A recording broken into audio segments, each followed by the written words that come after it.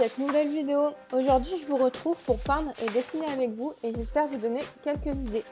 Je vais utiliser de l'acrylique. Vous pouvez en trouver pour pas cher chez Action, mais je vous la conseille pas trop car elle est un peu trop liquide. Je vous conseille plus celle de Sostren Grain qui est vraiment de meilleure qualité et vous aurez beaucoup plus de choix de couleurs. Ensuite, j'avais déjà ces deux-là, donc c'est des couleurs un peu irisées que vous pouvez trouver chez Cultura. Tout comme ces trois-là, achetés aussi chez Cultura, qui sont un peu plus chers mais de meilleure qualité. Donc vous aurez besoin d'une palette pour pouvoir mélanger vos couleurs, de quelques pinceaux de la taille de votre choix, ainsi que des feuilles canson, donc plutôt un papier assez épais pour pas que la peinture passe à travers, et bien sûr de vos peintures préférées. Avant de commencer, je vous conseille vraiment de protéger votre table car les taches de peinture d'acrylique c'est assez difficile à retirer par la suite. Et donc une fois que tout ça est bien protégé, on va pouvoir passer à la première idée. Pour ma première idée d'affiche, je voulais faire un cadre transparent. Du coup, pour ça, j'ai utilisé du scotch de marquage que vous retrouvez en magasin spécialisé.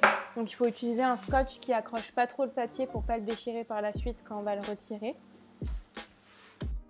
Pour les couleurs, je suis restée assez simple. J'ai pris trois couleurs marquantes, donc du rouge que j'ai un petit peu coupé et adouci avec le blanc de chez Action. Je m'en sers souvent pour couper les couleurs. Ensuite, j'ai pris du turquoise et du jaune pâle de Sostren Grain que j'ai utilisé tel quel parce que les couleurs sont assez jolies comme ça. J'ai commencé avec la peinture rouge en faisant une première forme en haut de l'affiche.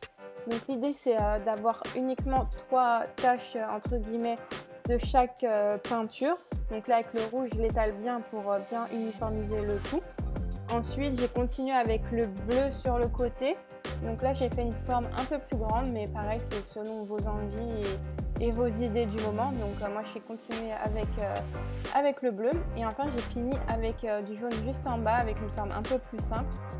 J'ai bien étalé pour que ça puisse sécher uniformément et qu'on puisse retirer par la suite facilement le scotch. Pour ma deuxième idée, j'aurai uniquement besoin d'une seule couleur. Donc là, j'ai essayé de faire un petit fuchsia pas trop foncé ni trop flashy.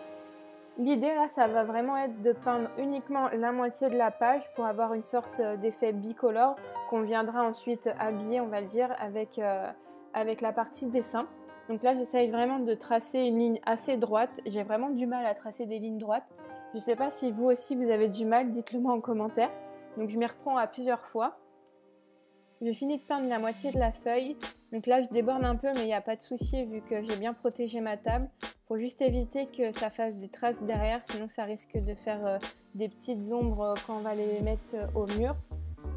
Là, j'insiste vraiment pour faire une ligne droite, quitte à faire des gros pâtés, mais après, c'est pas très grave si c'est pas hyper droit, on veut juste quelque chose de joli et pas de parfait. Je vous présente Crème qui est toujours dans les parages et qui veut toujours manger toutes mes affaires. Pour ma troisième idée d'affiche, je voulais quelque chose d'un peu plus élaboré et plus coloré que les deux précédentes. Donc là, je suis en train de préparer toutes mes couleurs. Là, je fais un petit mélange jaune et doré. Mais au final, j'aurais dû laisser que le doré parce que le jaune a pris le dessus. Mais bon, c'est pas grave, je saurai pour la prochaine fois. Donc je prépare toutes les couleurs, comme ça, après, je peux commencer la troisième idée d'affiche. Je commence en réalisant une forme assez abstraite en haut de l'affiche, en utilisant une couleur pâle, donc là c'est du rose. Vous pouvez faire la forme de votre choix en fonction de vos idées du moment. Donc là je continue avec cette forme assez aléatoire que je vais venir remplir avec la couleur en essayant de bien étaler toute la peinture pour éviter les traces de pinceau. Et n'hésitez pas à en faire une deuxième couche pour bien que ce soit opaque. Je continue en réalisant une autre forme aléatoire avec du bleu cette fois-ci pour avoir ce mélange de couleurs pâles, même si par la suite je me suis trompée et le bleu va devenir un peu plus foncé.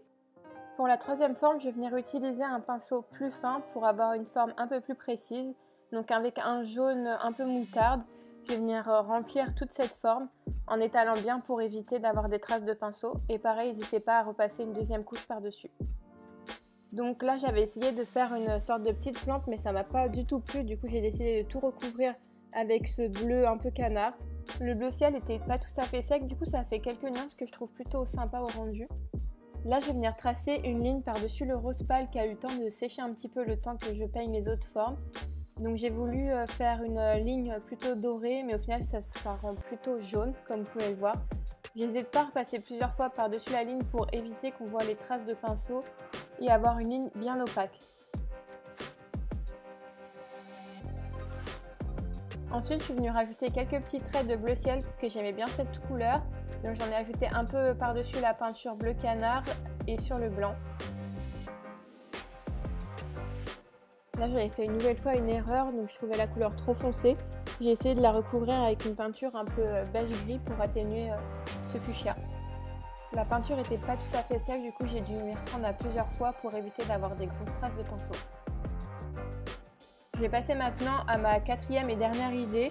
Donc là, je voulais avoir plusieurs taches de couleurs différentes, que ce soit de la peinture pastel ou de la peinture flashy. Comme vous voyez, j'hésite pas à reprendre les couleurs précédentes et à faire à nouveau des mélanges pour éviter les gâchis de peinture. Donc là, j'essaie d'avoir une couleur un peu orangée rose, donc j'ai rajouté un peu de jaune. Donc là, je vais venir me servir d'un pinceau un peu plus fin car je voulais faire plusieurs taches de couleurs, donc il me fallait quelque chose d'un peu plus précis. Donc là, je commence avec les couleurs pâles, comme ça, en nettoyant le pinceau, j'aurai moins de résidus dessus. Là, je me suis rendu compte trop tard au séchage que j'aurais dû faire 2 couches car c'était pas du tout assez opaque. Donc là, je vais essayer de faire 2-3 formes de chaque couleur pour avoir une belle harmonie sur l'ensemble de l'affiche. Je continue avec une couleur jaune. Donc si vous voulez mettre une autre couleur, c'est selon vos envies. Moi, j'ai continué sur cette couleur pour apporter une touche un peu plus solaire à l'affiche. C'est selon vos inspirations. Moi, j'avais trouvé une image de salle de bain sur Pinterest qui m'avait beaucoup plu avec différentes formes de couleurs. Donc j'ai repris l'idée pour le faire en affiche. Je continue avec les autres couleurs que j'avais préparées sur ma palette. Donc toujours en faisant des petites formes aléatoires. Je vous conseille de faire une deuxième couche pour éviter d'avoir des traces de pinceau et un effet de transparence par la suite.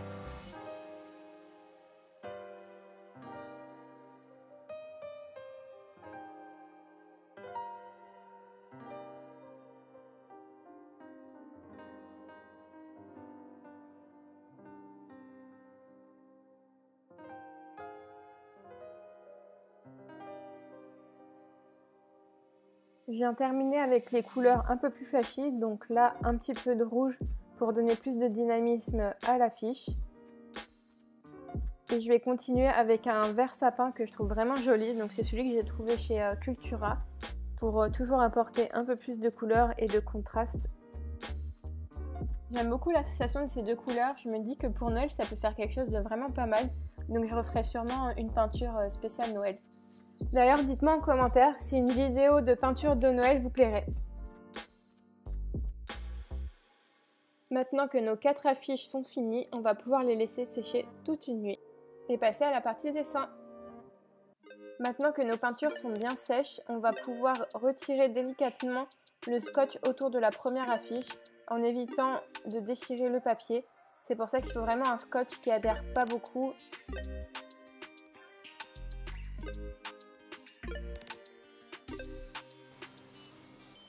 Et maintenant, on va pouvoir passer à la partie dessin.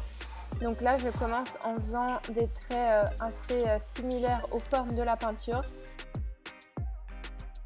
Pour terminer cette affiche, je réalise 3 cercles avec des petits traits noirs pour donner un peu plus de détails à l'ensemble. En marqueur, je vais venir utiliser celui-ci dans un premier temps de la marque Posca en couleur noire et en taille 24. Il est vraiment bien pour écrire sur la peinture et pour avoir plus de détails, j'utilise un Sharpie de taille classique, donc pointe fine, toujours de la couleur noire. Je reprends ma deuxième affiche que j'avais peint à moitié et qui maintenant est totalement sèche et je vais venir tracer des petits traits noirs en haut. Donc je voulais vraiment un aspect bicolore comme ça et de base je voulais vraiment laisser l'affiche comme ça mais le résultat me plaisait pas. Du coup je suis partie sur une idée un peu plus végétale en essayant de tracer une espèce de fougère. Donc là vous voyez je trace quelques traits aléatoirement. Ensuite je vais venir dessiner des petites formes pour faire les feuilles autour de chaque branche. Là j'avais commencé à dessiner avec le Sharpie, mais arrivé sur la peinture j'ai décidé de changer pour le Posca qui accroche beaucoup mieux sur la peinture. Et comme vous voyez j'ai rajouté de temps en temps quelques branches pour avoir un aspect un peu plus fourni.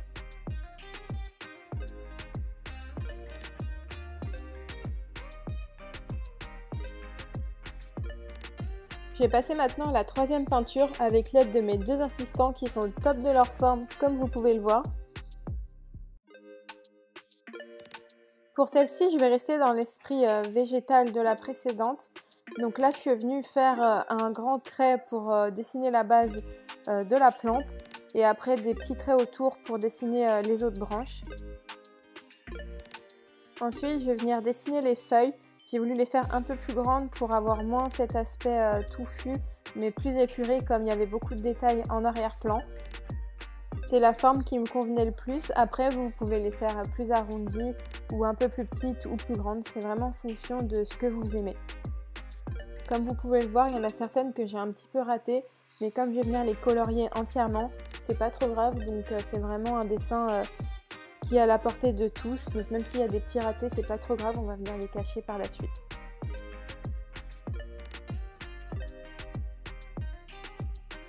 Pour finir, j'ai repassé un coup de marqueur sur les branches pour unifier le tout et j'ai même rajouté de temps en temps quelques petits détails. Et voilà, j'ai fini la partie dessin, donc je vais pouvoir vous montrer le résultat des 4 petites affiches que j'ai réalisées avec vous. Celle-ci, j'ai pas rajouté de détails au marqueur car je trouvais qu'elle se suffisait à elle-même. Et la dernière qui est vraiment ma préférée. N'hésitez pas à me dire en commentaire laquelle vous avez préférée et là où lesquelles vous souhaitez reproduire chez vous. C'est l'heure de la photo finale avec Crème qui se demande encore ce que je suis en train de faire et elle peut pas s'empêcher d'être dans mes pattes dès que je fais quelque chose.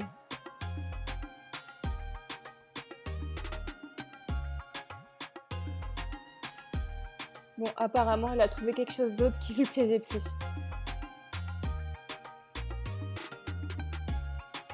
Merci d'avoir regardé la vidéo, j'espère qu'elle vous a plu et si c'est le cas, n'hésitez pas à la liker et à vous abonner. Et je vous retrouve très vite pour une prochaine vidéo.